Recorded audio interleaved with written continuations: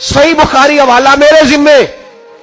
तू तो मस्जिद नबी की दीवार नहीं ना चूमने देता, तू तो हजरत हलीमा के घर का बोसा नहीं ना लेने देता।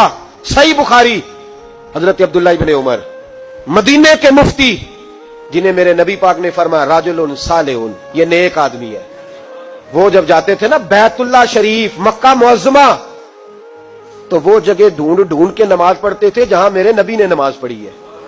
सारा बैतुल्ला हरम नहीं, लेकिन वो जगह ढूंढ ढूंढ के जहां मेरे रसूल ने नमाज पढ़ी है, हुजूर ने जहां नमाज पढ़ी। भाइयों, अगर हुजूर अलैहिस्सलाम के कदमों की मिट्टी से प्यार होगा तभी तो मुस्तफा से होगा।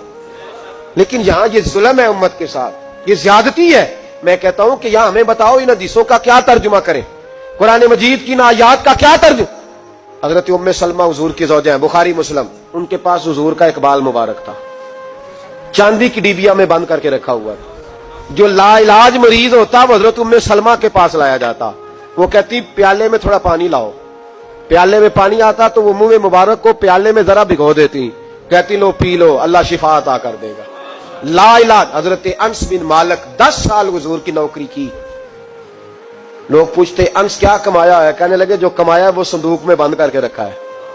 10 साल नौकरी की नबी पाक, जो कमाया बंद कर। इंतकाल का वक्त आया तो हजरत साबित बिनानी को बुलाया, आपके शागिर्द थे, कहने लगे जब बक्सा खोल के ला। खोल के लाए तो एक डिबिया निकली, फरमाया इसे भी खोल। जब उसे भी खोला एक मुंह मुबारक निकला। कुल जिंदगी की कमाई, नबी पाक का इकबाल मुबारक। का इसका क्या करना है? फरमाने लगे जब मर जाऊं ना गुस्ल दे के तो मेरी मुंह खोल के जुबान के नीचे रख देना। हुजूर इसका क्या फायदा? पर मैं जब फरिश्ते हिसाब लेने आएंगे, मन रब्बू का बोलेंगे, पहला लफ्ज कहने के लिए मुंह खोलूंगा तो सामने हुजूर का मुंह मुबारक होगा। पसे मुर्दन फरिश्तों ने जो तलाशी ली तो क्या निकला? फकत तक दिल के गोशे से ख्याले मुस्तफा निकला। और मेरे आला हजरत मशवरा देते हैं, कहते हैं लहद में इश्क रुखे शाह का दाग लेके चले। हमने अंधेरी रात सुनी थी, चराग लेके चले।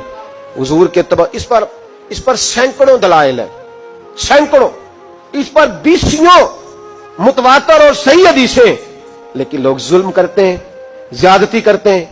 नबी पाक देखे ना, हमारे किसी नौजवान को आज मैं कहूं ना MA BEd को कि वो किसी आदमी ने सालन में थूक दिया है, कहेगा नहीं मैंने खाना ही नहीं। हमारे बच्चे, इसको लोग नफासत समझते हैं, हालांकि बुजुर्गों के जूठे में शिफा होती है। इमाम राजी फरमाया करते थे किसी नेक का जूठा खा, अल्लाह तेरे हाफजे को मजबूत कर देगा। लेकिन उन चुके सब तो नेक असी हाँ, साडा खाए जिन्हें खाना है, असी खाली किसी का खाइए। सबसे सियाने तो हम खुद है, इसलिए कोई खाए हमारा, ये कैसे हो सकता है? सुनो, वो आपने हदीस सुनी है ना कि 70 सहाबा थे और एक दूध का प्याला था, तो हुजूर ने 70 को पिलाया तो 71वें नंबर पर पिया।